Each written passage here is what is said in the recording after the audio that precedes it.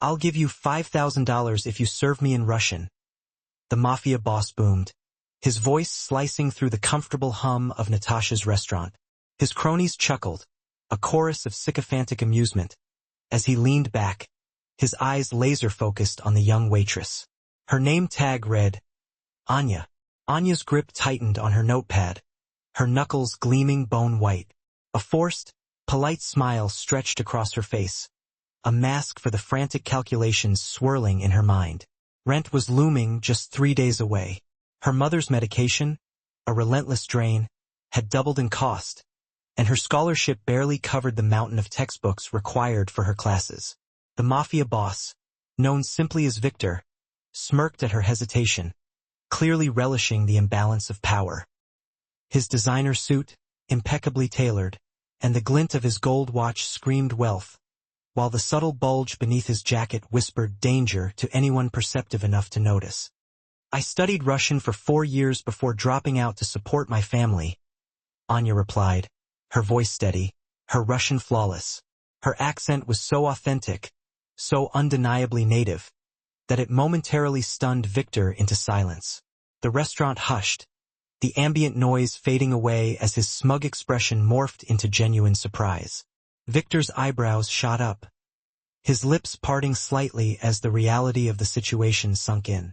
The men surrounding him shifted uneasily, clearly unused to seeing their leader caught off guard, especially by a waitress in a humble restaurant. "Come to my office tomorrow at noon," Victor said, sliding a heavy business card across the table. His intense gaze never wavered. $5,000, as promised, and perhaps a conversation about how your talents might be better compensated. Anya took the card, her fingers trembling almost imperceptibly. She knew this moment represented a fork in the road, a path leading to both opportunity and immense danger. The address printed on the card, embossed on thick, expensive paper, belonged to one of the city's most exclusive high-rises, a building that ordinary people only ever admired from afar. Her manager watched anxiously from across the room, already calculating the potential loss of his best waitress. He'd warned his staff about Victor Cranny's visits, a mantra drilled into them: be polite, be quick, and never engage beyond taking orders. The rest of her shift passed in a haze, Anya's mind replaying that single moment of defiance, that brief, bold display of her hidden abilities. Had she impressed a dangerous man? Or had she simply painted a target on her back by revealing her linguistic skills? Walking home that night, clutching her pepper spray like a lifeline, Anya thought of her mother's mounting medical bills.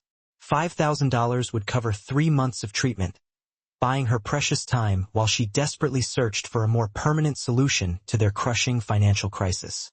Her tiny apartment felt especially cramped that evening, the walls closing in as she paced the worn carpet. Taking money from a known criminal crossed every moral boundary she'd ever set for herself. Yet, necessity had a way of blurring those lines, of forcing difficult choices. Morning arrived after a restless night, the city waking around her. Sunlight filtered weakly through the thin curtains as Anya stared at the business card. The embossed letters seemed to pulse with both possibility and palpable danger. Victor Cranny, International Imports, followed by a phone number and an address that promised both wealth and peril.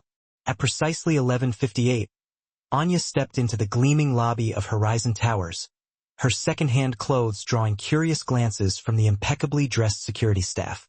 The elevator ride to the 47th floor felt like ascending to another world, one where people like her were rarely welcomed, a world of privilege and power. "Ah, the talented waitress arrives," Victor announced, his voice carrying a hint of amusement.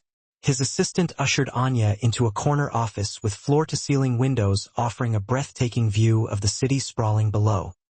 He gestured to a chair across from his imposing desk, watching her with an intensity that felt both calculating and predatory. An envelope slid across the polished surface, thick with cash. The promised payment for a simple exchange in her native language, a transaction that belied the complex web of relationships and potential dangers that lay beneath the surface. "A woman of multiple talents is rare, in my experience," Victor said, leaning forward, his gaze unwavering. I have a proposition that extends beyond our little restaurant encounter. He rested his chin on steepled fingers, his eyes glinting with an unsettling light. My organization requires someone with your linguistic abilities for some delicate negotiations with our Russian partners.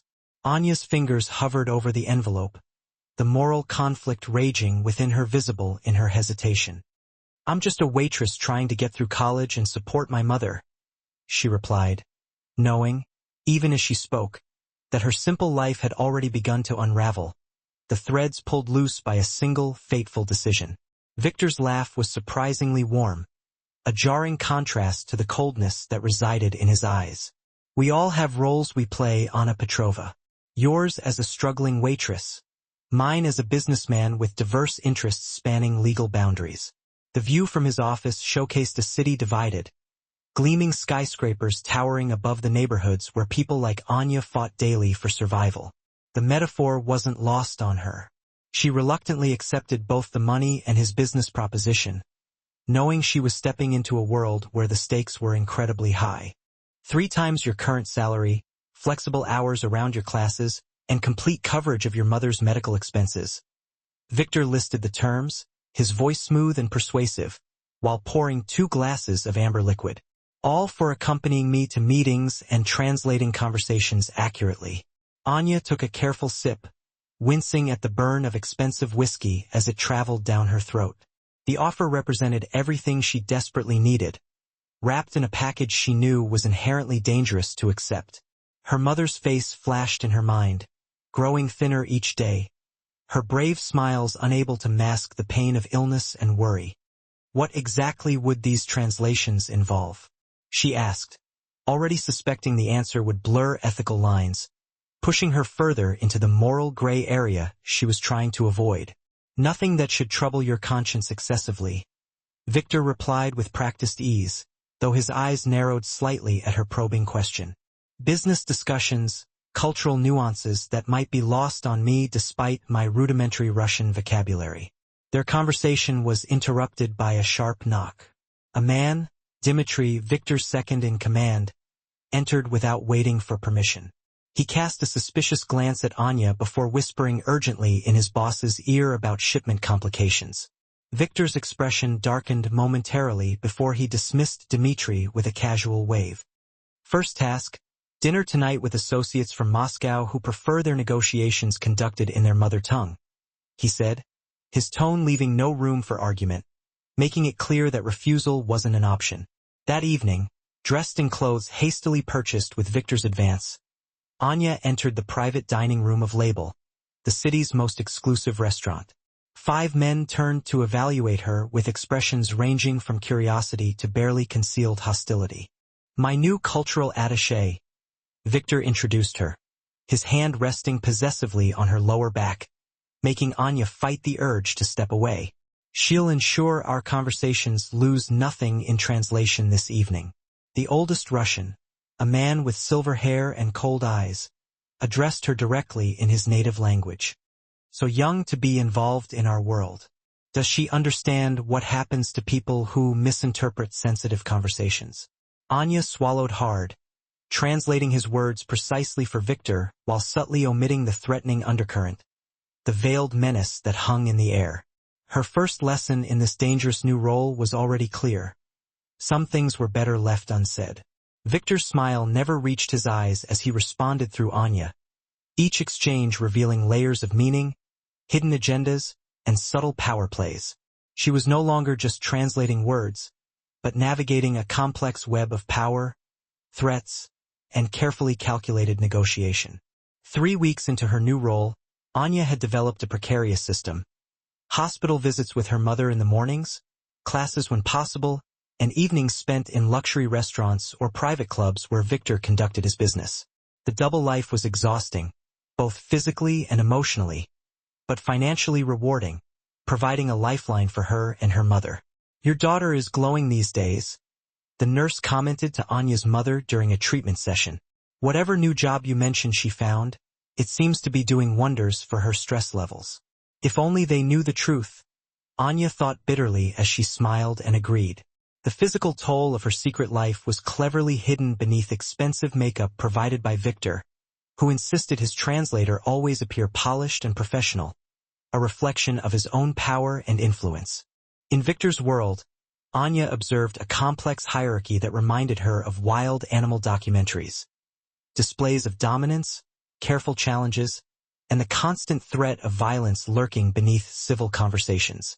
She learned to read the room, to interpret unspoken cues, before words were even spoken.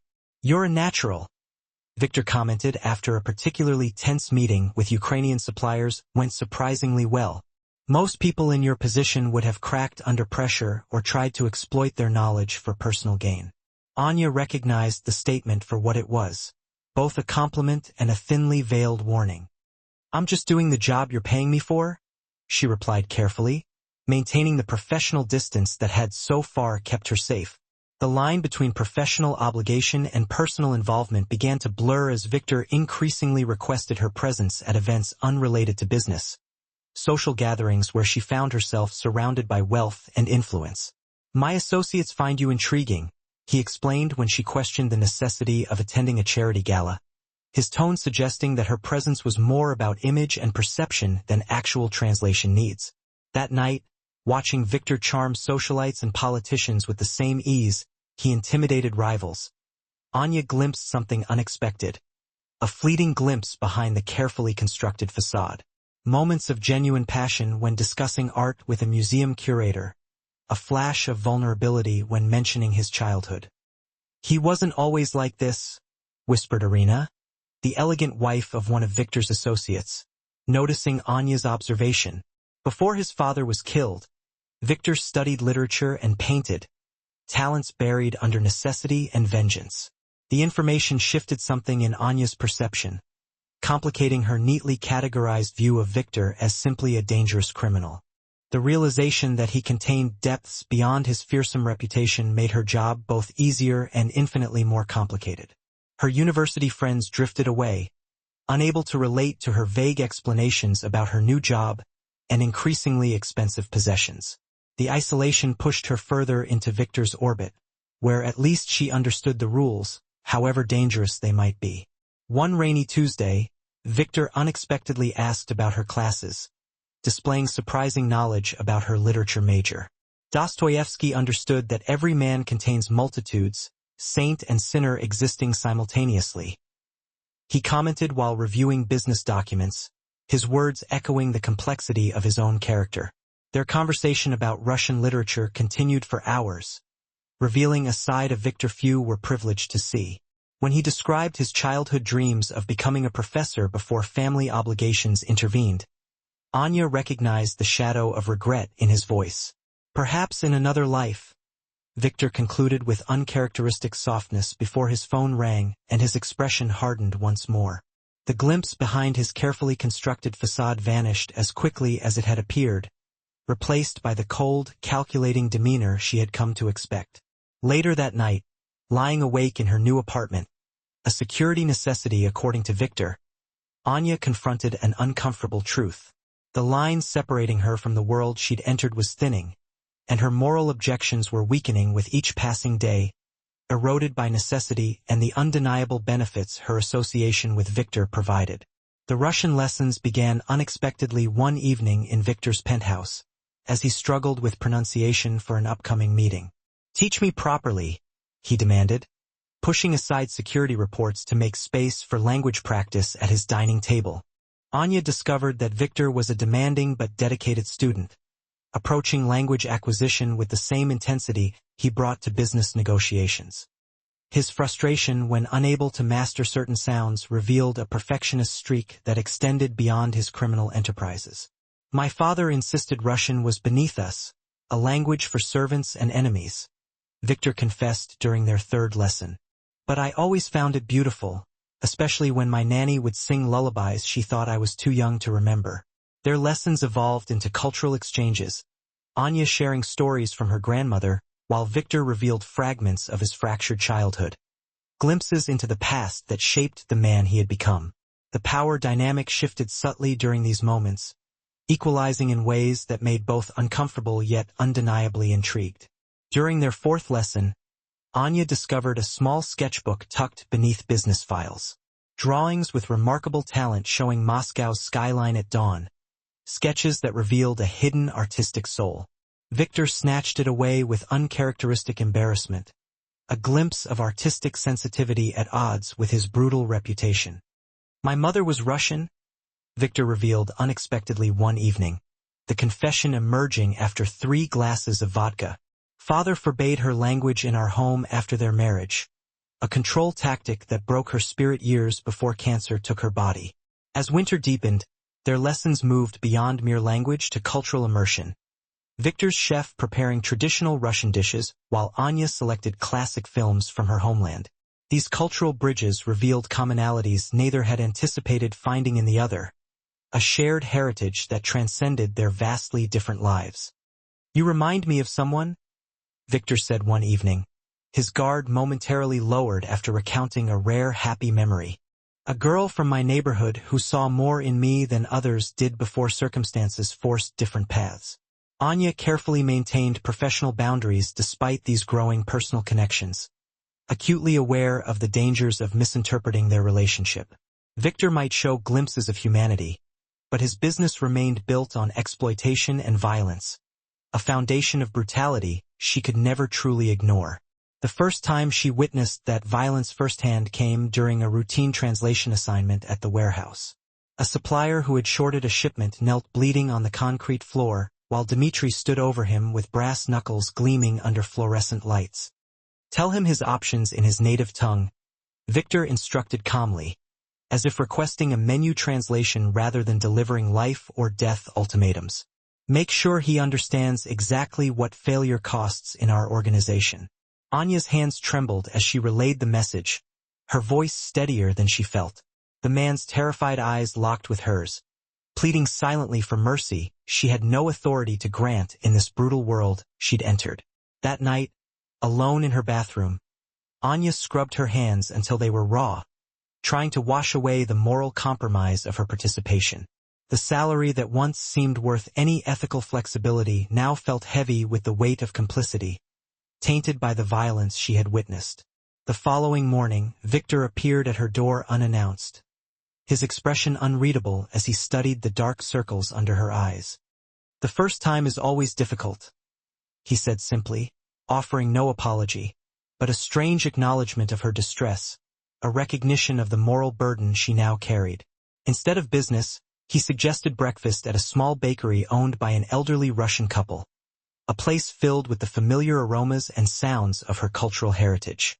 There, surrounded by the comforting familiarity of her culture's food and language, Anya watched as Victor charmed the owners with respectful Russian phrases she taught him, revealing a capacity for genuine connection that surprised and unsettled her. Not everyone sees this side of you, Anya observed as they walked back to his car, their breaths visible in the cold morning air. Why show it to me? Victor's answer came after a thoughtful pause, his gaze distant and contemplative. Perhaps because you're the only person who speaks to me in 2 languages, the one I use for business and the one that reminds me of simpler times.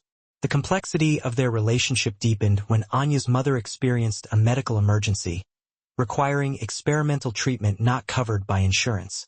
Without hesitation, Victor arranged for a specialist from Switzerland, dismissing Anya's protests with unexpected gentleness, his actions demonstrating a level of care that blurred the lines of their professional arrangement. Dmitri's growing resentment became increasingly obvious during strategy meetings, his eyes following Anya with undisguised suspicion as her influence with Victor expanded beyond simple translation. The power shift threatened his position as Victor's most trusted advisor, a role he had held for years. She knows too much about our operations for someone so new, Dmitri warned Victor in English, assuming Anya wouldn't understand his heavily accented words from across the room. Your fascination with this girl compromises years of careful work. Victor dismissed these concerns publicly, but Anya noticed increased security around her apartment, and a driver suddenly available for all her commutes. Protection or surveillance, perhaps both, indicated Victor shared some of Dmitri's concerns about her role, a subtle acknowledgement of the potential threat she posed. The first sign of active betrayal came disguised as a delivery. documents requiring urgent translation for a meeting Anya hadn't been informed about. The papers contained shipping manifests with details far more incriminating than anything she had previously been allowed to see, information that suggested widespread corruption and illegal activities. "Did Victor send these directly?" she asked the courier, her instincts screaming that something was wrong about the unusual delivery protocol and the sensitive nature of the contents. The man nodded unconvincingly before hurrying away, his evasiveness confirming her suspicions. That evening, while waiting in Victor's office to clarify the translation request, Anya overheard Dmitri in the adjacent room speaking rapidly on the phone. "Once she translates those documents, her fingerprints will be all over the evidence when it reaches the federal prosecutor." Realization washed over her like ice water. Dmitri was setting her up to take the fall for Victor's operation while simultaneously removing her from his inner circle. The carefully orchestrated trap would destroy her life while preserving Dmitri's position of power, a calculated act of self-preservation disguised as loyalty. Surveillance footage from Victor's security team revealed Dmitri meeting with rival organizations, digital evidence of coordinated efforts to dismantle Victor's empire from within, a long-term conspiracy that went far beyond simple betrayal.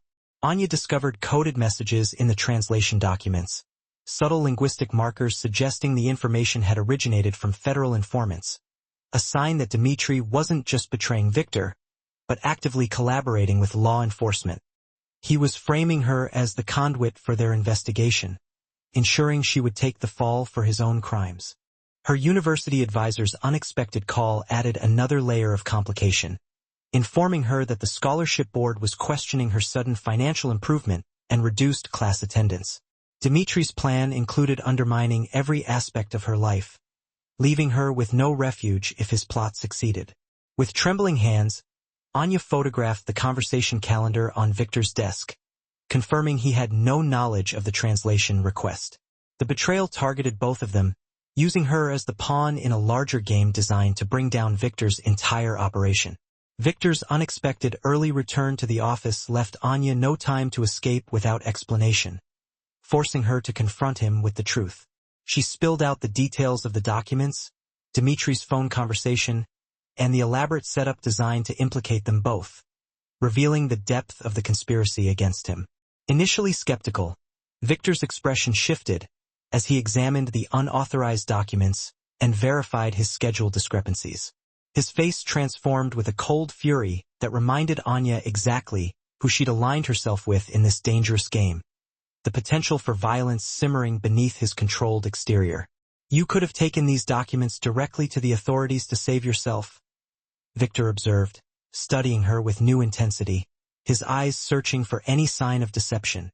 "Why warn me instead?"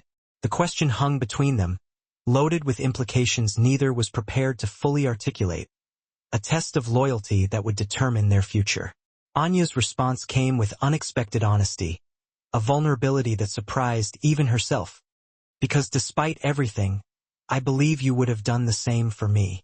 Victor moved with terrifying efficiency, once convinced of Dmitri's betrayal, mobilizing his most trusted men while instructing Anya to continue normal activities. A carefully calculated strategy designed to lull their enemies into a false sense of security. "Act as though you're translating those documents," he directed, his voice devoid of the warmth she'd grown accustomed to, his focus solely on dismantling the threat. The trap reversed now targeted Dmitri, with Anya playing her role in the dangerous theater of loyalty and betrayal. Each translation page she pretended to complete tightened the noose around the man who had underestimated her connection to his boss, the man who had plotted to destroy her life. Caught between her moral compass and survival instincts, Anya made a decision that would irrevocably alter her path. She secretly copied select information from the documents before returning them, creating an insurance policy, a potential escape route rolled into one desperate act. 3 days of excruciating tension followed as Anya maintained her routine, while Victor's investigation into Dmitri's betrayal proceeded behind the scenes, the weight of her deception pressing down on her. The restaurant where everything began now felt like a distant memory from someone else's life, a simpler time before she had become entangled in this web of crime and deceit. "Your mother's treatment is showing remarkable results," the doctor informed Anya during a routine checkup, his words offering a glimmer of hope in the midst of the chaos. Whatever strings you pulled to get this specialist, it's giving her a real fighting chance. The good news twisted like a knife in Anya's conscience. Her mother's improving health purchased with moral compromise and deepening entanglement in Victor's criminal world. The price of saving one life potentially costing her own soul. Dmitri made his move the following evening, intercepting Anya as she left the university library, his face grim and determined. "Get in the car," he ordered, revealing a concealed weapon beneath his expensive jacket, his actions leaving no room for doubt about his intentions. "It's time we discussed your future with the organization." The drive to an abandoned warehouse at the city's edge passed in tense silence, Anya's mind racing through possible escape scenarios, desperately searching for a way to survive. Dimitri's face remained impassive, betraying nothing of his plans beyond the obvious intent to remove her permanently. His silence a chilling prelude to the violence that was to come. "Victor's judgment has become compromised since you appeared," Dmitri stated as he forced her into the empty building, his voice cold and devoid of emotion. "Sentiment is weakness in our business, something I tried to teach him repeatedly over 15 years of loyalty." Concrete floors echoed with their footsteps as Dmitri marched her toward a back office, passing empty shipping containers and forgotten machinery. The isolation confirmed Anya's worst fears. No witnesses meant no reason to keep her alive after getting what he wanted. "The documents you translated, where are the originals?" Dmitri demanded, pressing the gun against her ribs, his grip tightening. "Victor thinks he destroyed all the evidence, but I know you're too smart to leave yourself unprotected." Anya's response was interrupted by the warehouse door crashing open, metal groaning as Victor entered with 2 armed men, the sound shattering the tense silence. His expression remained eerily calm as he assessed the standoff, his eyes fixing on the weapon pressed against Anya's side. The situation a dangerous stalemate. 15 years of loyalty means nothing when betrayal follows, Victor replied, advancing slowly despite the danger, his voice low and menacing. "Did you think I wouldn't verify her story? That I wouldn't check the accounts you've been skimming from for years?" The revelation of deeper betrayal registered on Dimitri's face, a momentary shock providing the distraction Anya needed. She drove her elbow into his solar plexus, creating precious distance between herself and the gun as she dove behind a shipping container, her actions instinctive and desperate. Gunfire erupted, bullets ricocheting off metal surfaces as Anya crawled desperately toward an exit. The warehouse transformed into a deadly battlefield. Victor's voice carried over the chaos, commanding his men while exchanging shots with his former lieutenant, the sound of violence deafening. Through the chaos, Anya spotted a fallen guard's phone, managing to send her location to the emergency contact programmed in her own device, a last desperate plea for help. Her literature professor, who had once mentioned counterterrorism consultation work, was her only hope. Help would come, though whether before or after bloodshed claimed more lives remained uncertain. Dimitri's backup arrived, outnumbering Victor's remaining loyal men and forcing them into defensive positions behind shipping containers. The choreography of violence escalated with practiced precision, professionals executing well-rehearsed patterns of territory control and tactical advancement, their actions cold and calculated.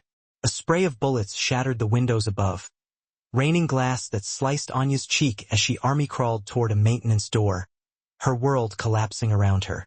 Her literature studies felt absurdly distant, Dostoevsky's moral dilemmas exchanged for immediate survival instincts, and the metallic smell of blood on concrete filled the air. A stray bullet grazed Anya's arm, hot pain blazing across her skin as she fought to remain conscious, her body pushed to its limits. The academic who once worried about essay deadlines now struggled to escape the crossfire between warring criminals, her new reality stripped of any remaining illusion.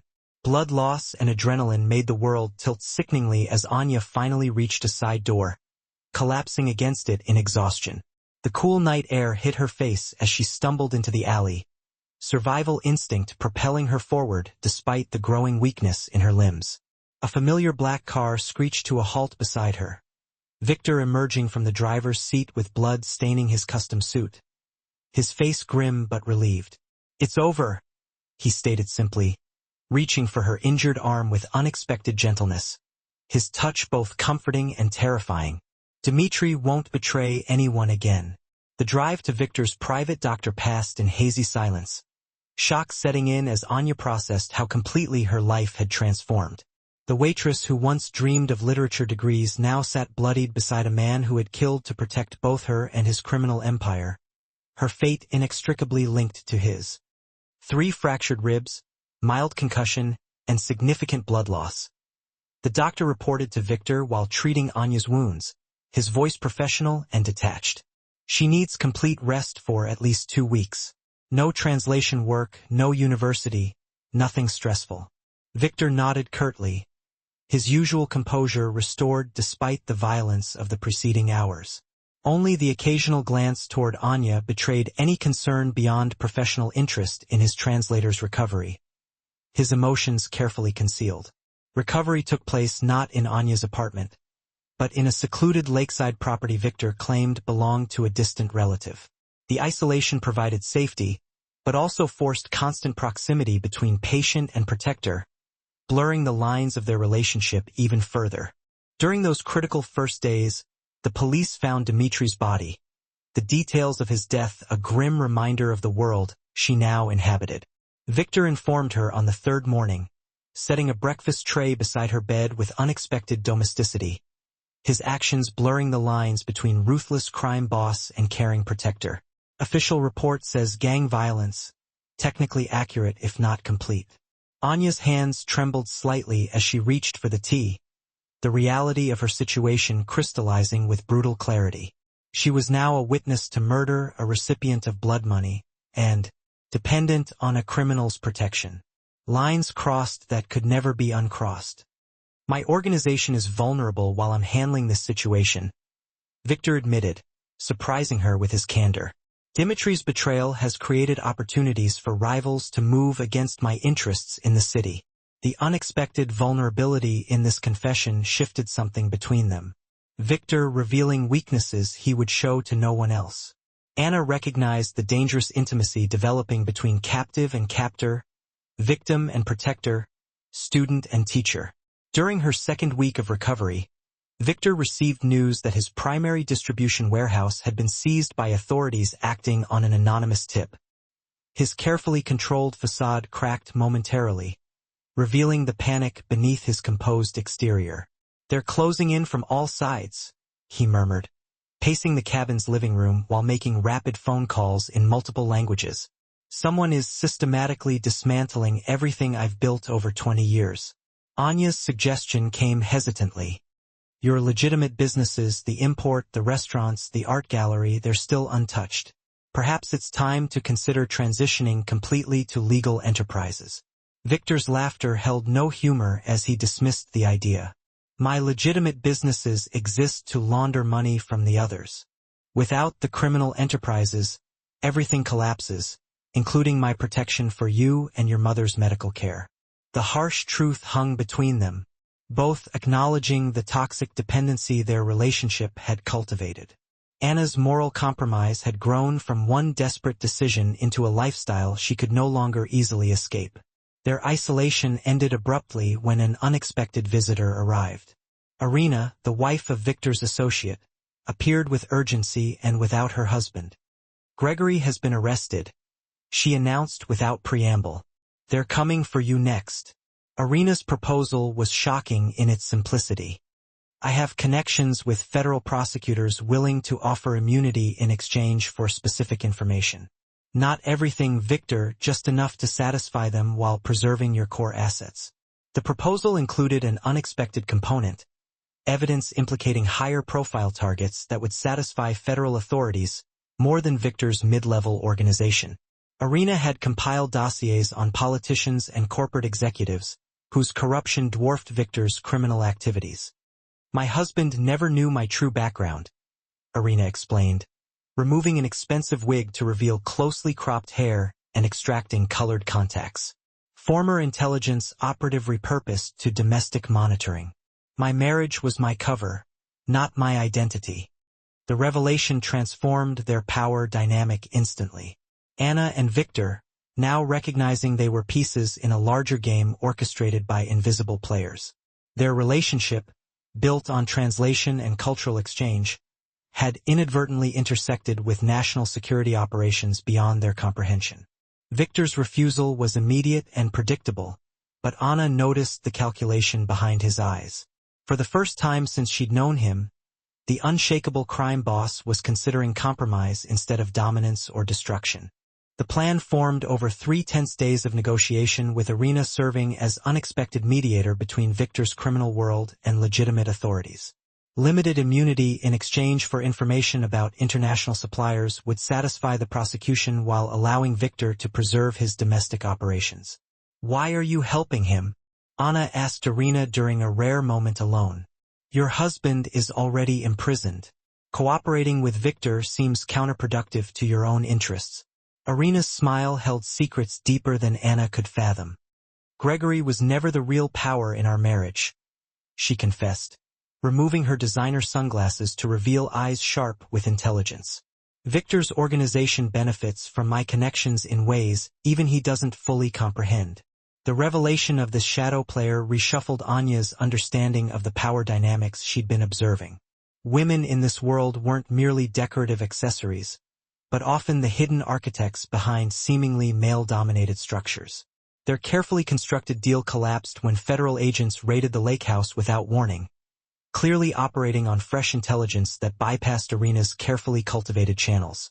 The negotiated surrender transformed into chaos as Victor pulled Anya through a hidden exit tunnel. "Someone betrayed us again," Victor growled as they escaped into the surrounding forest, his hand gripping Anna's wrist with painful intensity. "Whoever's dismantling my organization knew exactly where to find us." The realization hit Anna with stunning clarity. The copied documents she'd secured as insurance had somehow reached authorities. Her well-intentioned protection strategy had accelerated the very collapse she now fled alongside Victor. Their desperate journey led them back to where everything began. Natasha's restaurant, now closed for renovation, but still accessible through service entrances Victor somehow knew intimately. The familiar setting felt surreal after weeks of upheaval and violence. "We need to separate," Victor decided, his tactical mind working through limited options. "They want me, not you. If you walk away now, claim Stockholm Syndrome or coercion. Your mother's care continues through my offshore accounts." Anya's refusal surprised even herself. "Running solves nothing. Whatever happens next, we face it together. Not because I approve of what you've done, but because I understand why you did it."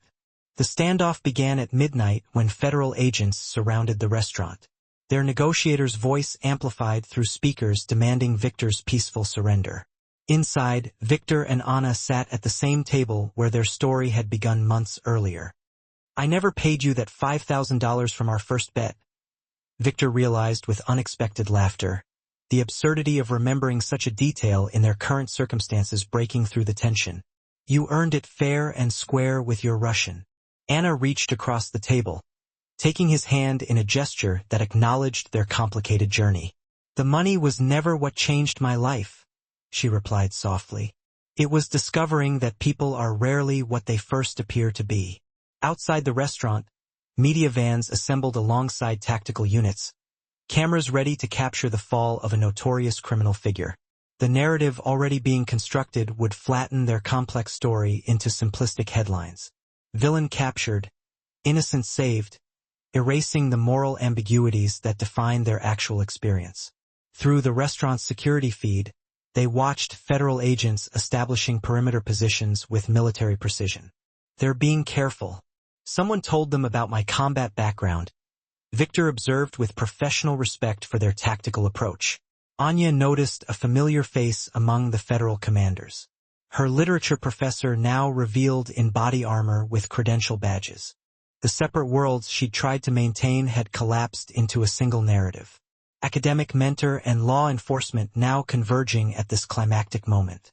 Their moment of connection shattered as the front doors burst open. Tactical teams swarming the restaurant with weapons drawn. Victor rose slowly, hands raised in a gesture of surrender that seemed foreign on a man accustomed to commanding rather than yielding. "Victor Craney, you're under arrest." announced the lead agent, reciting charges that would ensure decades of imprisonment if convicted. The handcuffs clicked around his wrists with finality as Anna watched, heart constricting, despite knowing this moment was inevitable. In his final free act, Victor turned to Anya and spoke in perfect Russian. "Tell them everything, the good and the bad. My redemption was always impossible, but perhaps through your truth, something better emerges from what we built together." 6 months later, Anna sat in a federal courthouse, hands clasped tightly as she prepared to testify in Victor's trial. Her immunity deal, secured through cooperation and the documents she'd preserved, allowed her to speak freely about the organization she'd witnessed from the inside. "Do you swear to tell the truth, the whole truth, and nothing but the truth?" The court official intoned as Anna placed her hand on the Bible. Her affirmation came clear and steady, commitment to honesty now replacing the moral compromises of her past. Victor watched her from the defendant's table, expression unreadable to most observers, but conveying subtle acknowledgement to Anya. Their shared language now extended beyond Russian or English. They communicated in the silent vocabulary of two people who had seen each other's true natures. Her testimony walked the delicate line between truth and mercy, providing evidence of criminal activity while contextualizing Victor's complex character. The prosecution wanted a monster. The defense claimed coercion.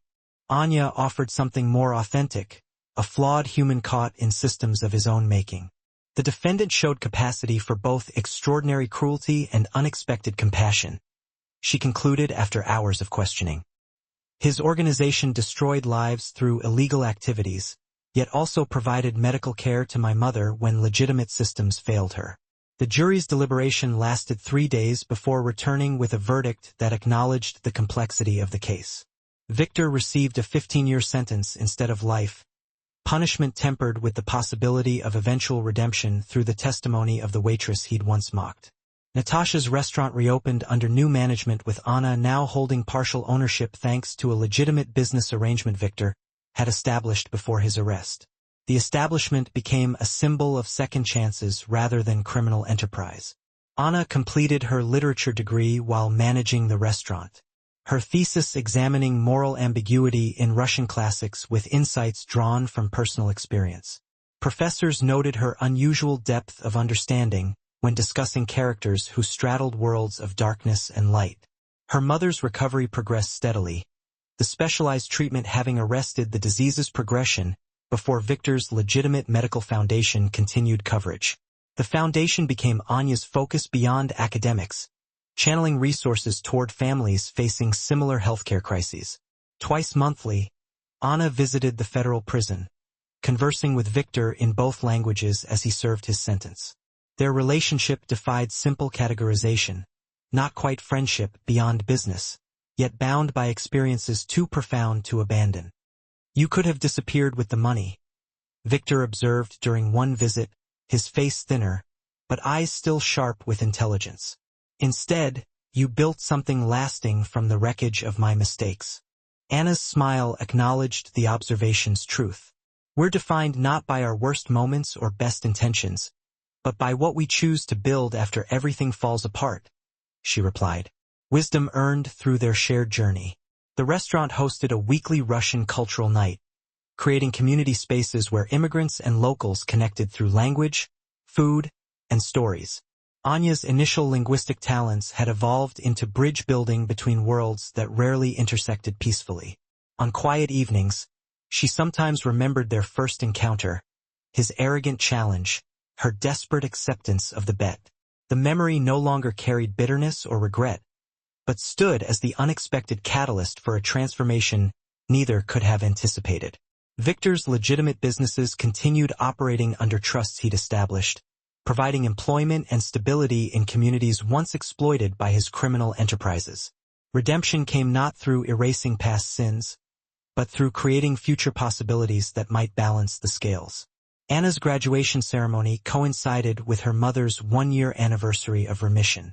Twin celebrations of perseverance through seemingly impossible circumstances. As she accepted her diploma, Anna spotted Irina in the audience, a subtle nod acknowledging their shared role in reshaping a criminal empire into something with potential for good. The literature department offered Anna a teaching position focusing on translation studies and cultural interpretation. Skills honed through life-threatening circumstances now redirected toward academic pursuit. Her unique perspective on language as both a bridge and a weapon brought unprecedented depth to the curriculum. Victor's prison correspondence included philosophical discussions that Anna incorporated anonymously into her graduate research, exploring how moral boundaries blur when survival and protection of loved ones conflict with societal laws.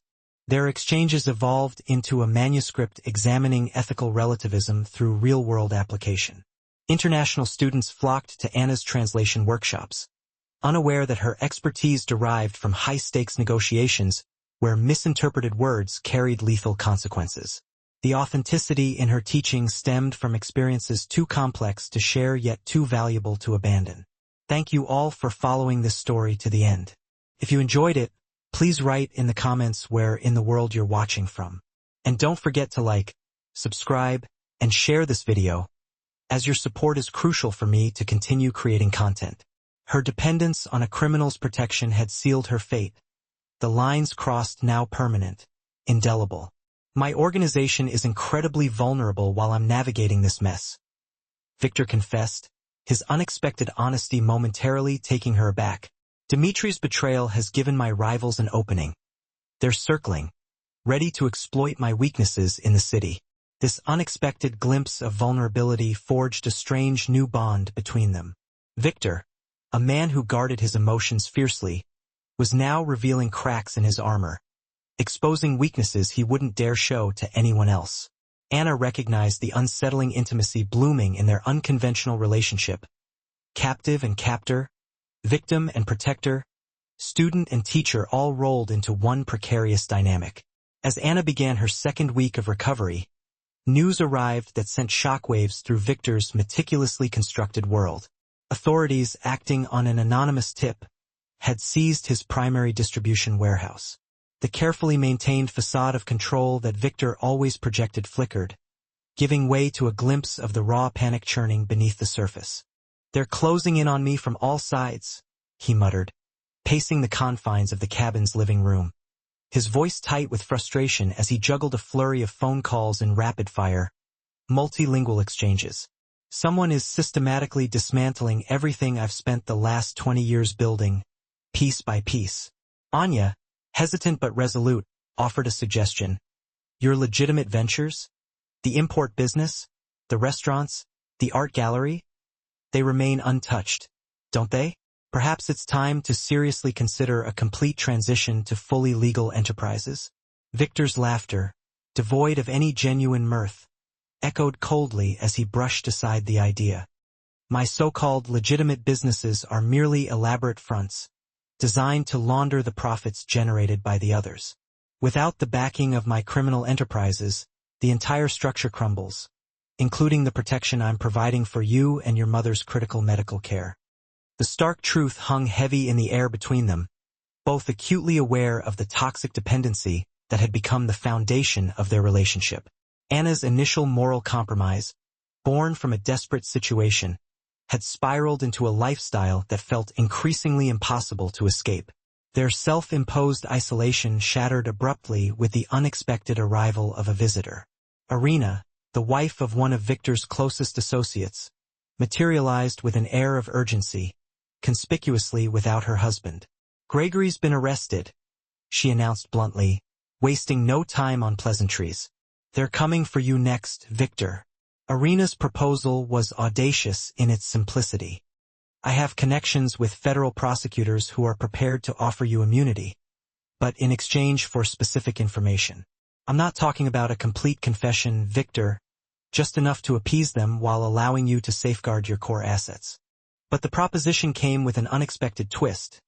Irina could provide evidence implicating figures in even higher places, targets that would be far more enticing to the federal authorities than Victor's comparatively mid-level organization.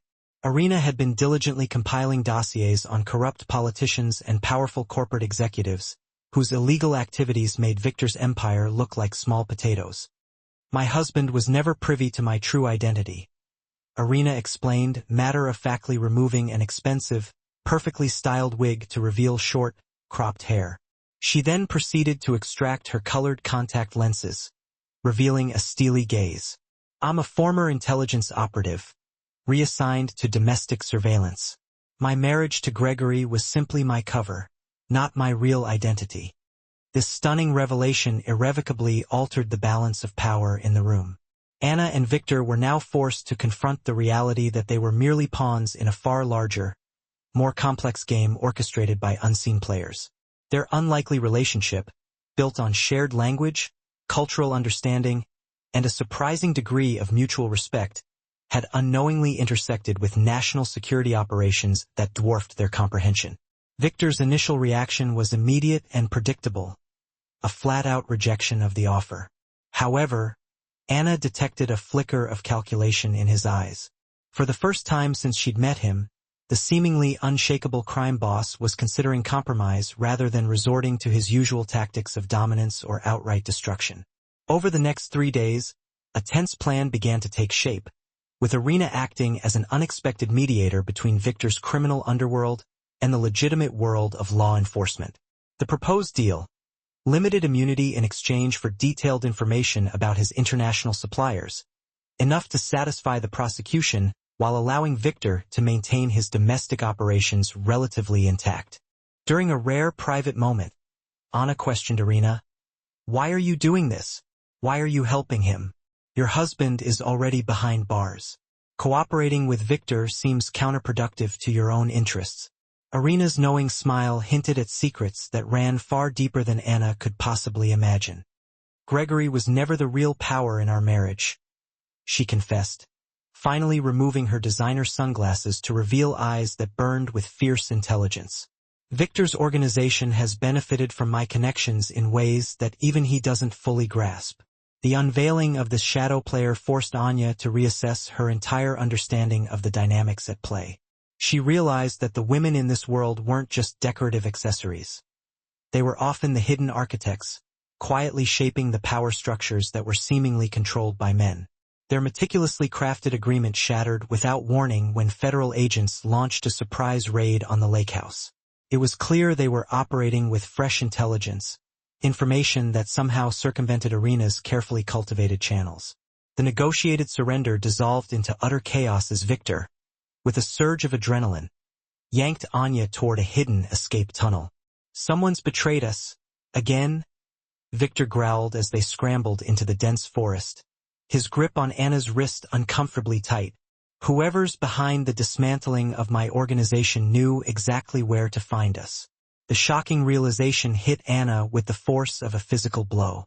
The documents she'd secretly copied as insurance, the documents she'd believed would protect her and her mother, had somehow fallen into the wrong hands.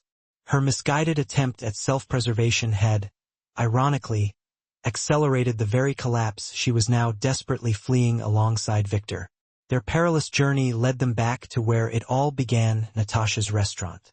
It was currently closed for renovations, but Victor, with his intimate knowledge of the city, knew how to access it through the service entrances. The familiar setting felt strangely surreal after the weeks of relentless upheaval and violence. "We need to separate," Victor declared, his tactical mind rapidly assessing their limited options. "They're after me, not you. If you walk away now, claim Stockholm Syndrome, claim you were coerced. Your mother's medical care will continue, secured through my offshore accounts." Anya's defiant refusal surprised even herself. "Running solves nothing. Whatever happens next, we'll face it together. It's not because I condone what you've done, but because I understand why you did it." The final standoff commenced at midnight. Federal agents, their voices booming through loudspeakers, surrounded the restaurant, demanding Victor's peaceful surrender. Inside, Victor and Anna sat at the same table where their complex relationship had taken root months earlier. "I never did pay you that $5,000 from our first bet," Victor commented, an unexpected burst of laughter momentarily cutting through the tension. The absurdity of remembering such a trivial detail in the face of their impending doom was almost comical. "You earned it fair and square with your Russian." Anna reached across the table, gently taking his hand in a gesture that acknowledged the depth of their shared journey. "The money was never what changed my life," she replied softly. "It was the realization that people are rarely what they initially seem." Outside the restaurant, a media circus had descended. News vans lined the street, their cameras poised to capture the downfall of a notorious criminal. The simplified narrative that was already being crafted would reduce their complicated story to a series of sensational headlines. Villain captured, innocent woman saved, completely ignoring the shades of gray, the moral ambiguities that had defined their actual experiences. Watching the restaurant's security feed, they observed the federal agents meticulously establishing their perimeter with military precision. "They're being extremely careful. Someone's clearly briefed them on my combat background," Victor noted, a flicker of professional respect in his voice as he analyzed their tactical approach. Anya's gaze locked on a familiar face among the federal commanders, her literature professor, now clad in body armor, a law enforcement credential clipped to his vest. The distinct worlds she'd painstakingly tried to keep separate had finally collided into a single, unavoidable narrative. Her academic mentor and the forces of law and order were converging at this climactic moment, here, at the center of her life.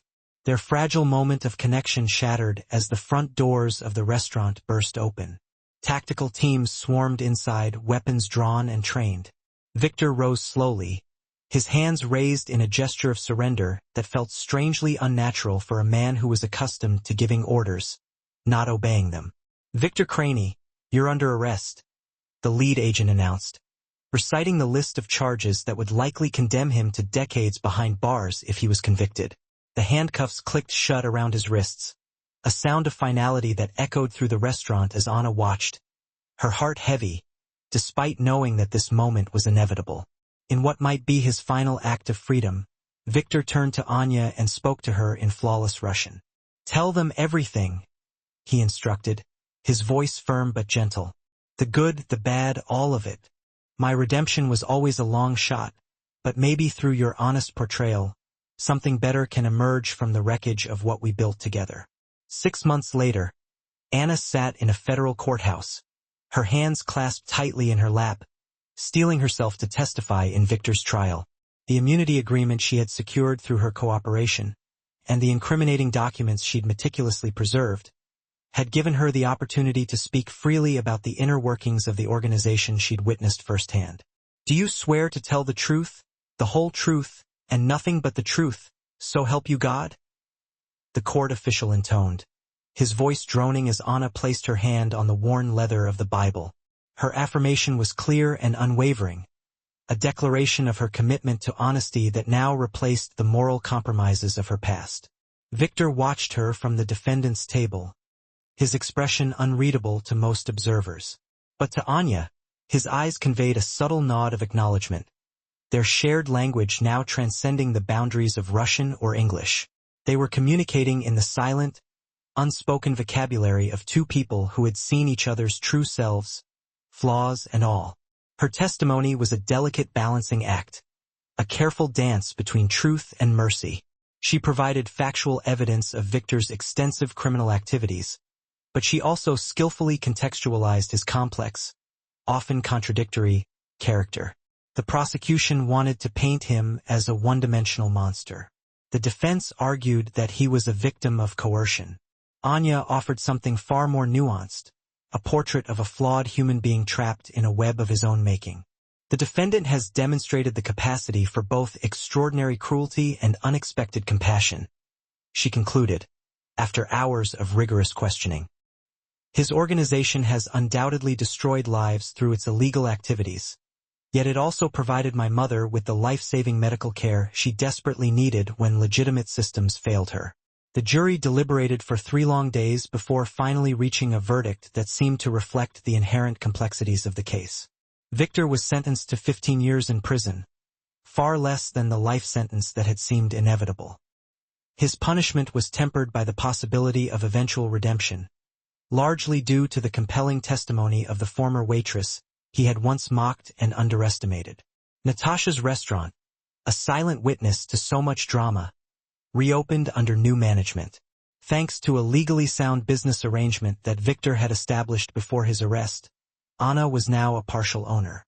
The establishment, once a symbol of criminal enterprise, became a beacon of second chances. Anna completed her literature degree while simultaneously managing the restaurant. Her thesis explored the themes of moral ambiguity in Russian classics, drawing heavily on the profound insights she had gained from her own personal experiences. Her professors commented on her unusually deep understanding of characters who straddled the precarious line between darkness and light. Her mother's recovery continued to progress steadily. The specialized treatments, funded initially by Victor's organization, had successfully halted the progression of the disease. Now, Victor's legitimate medical foundation continued to provide ongoing coverage. The foundation became Anya's primary focus outside of her academic pursuits, allowing her to channel resources toward families facing similar healthcare crises. Twice a month, Anna made the somber journey to the federal prison, engaging in conversations with Victor in both Russian and English as he served his sentence. Their relationship defied easy categorization. It wasn't quite friendship. It went far beyond a simple business partnership. Yet it was inextricably bound by a series of profound experiences that were simply too significant to ignore or abandon. During one of her visits, Victor, his face noticeably thinner but his eyes still sharp and intelligent, observed, "You could have disappeared with the money, you know. You could have started a new life somewhere far away. Instead, you chose to stay. You chose to build something lasting from the wreckage of my mistakes." Anna offered a small, knowing smile, acknowledging the truth in his observation. "We're ultimately defined not by our worst moments or our best intentions, but by what we choose to create after everything falls apart," she replied. It was a hard-earned piece of wisdom, forged in the crucible of their shared experiences. The restaurant began hosting a weekly Russian cultural night, creating a welcoming community space where immigrants and locals could connect through language, food, and shared stories. Anya's initial linguistic skills, once used as a tool for survival, had evolved into a bridge, connecting worlds that rarely intersected in a peaceful way. On quiet evenings, as the restaurant buzzed with conversation and laughter, she sometimes found herself thinking back to their very first encounter, his arrogant challenge, her desperate acceptance of the bet. The memory no longer triggered bitterness or regret. Instead, it stood as a reminder of the unexpected catalyst for a transformation that neither of them could have possibly foreseen. Victor's legitimate businesses, now operating under the careful management of the trusts he'd established, continued to provide jobs and stability in communities that had once been exploited by his criminal enterprises. His path to redemption wasn't about erasing the sins of the past, but about creating opportunities for the future, opportunities that might, in some small way, help to rebalance the scales. Anna's graduation ceremony coincided with the one-year anniversary of her mother's remission, a powerful reminder of how far they'd both come. As she walked across the stage to accept her diploma, Anna caught a glimpse of Irina in the audience, a subtle nod passing between them. It was a silent acknowledgement of their shared role in reshaping a criminal empire into something that held the potential for genuine good. The literature department promptly offered Anna a teaching position, focusing on translation studies and cultural interpretation. Her expertise, honed through real-life, high-stakes negotiations, was now being redirected toward academic pursuits. Her unique perspective on language, seeing it as both a bridge and a weapon, brought an unprecedented level of depth and authenticity to the curriculum. Victor's prison correspondence, filled with thoughtful philosophical discussions, became an unlikely source of inspiration for Anna's graduate research. She incorporated excerpts anonymously into her work, exploring the ways in which moral boundaries become blurred when survival and the protection of loved ones come into direct conflict with societal laws. These exchanges eventually evolved into a full-fledged manuscript, a detailed examination of ethical relativism through the lens of real-world experiences. International students flocked to Anna's translation workshops, drawn by her practical, no-nonsense approach. They were unaware that her expertise had been forged in the crucible of high-stakes negotiations, where a single misinterpreted word could carry lethal consequences. The authenticity that permeated her teaching stemmed from experiences that were far too complex and dangerous to share openly, yet too valuable to abandon completely. Thank you all for following this story to the end. If you enjoyed it, please write in the comments where in the world you're watching from. And don't forget to like, subscribe, and share this video, as your support is crucial for me to continue creating content.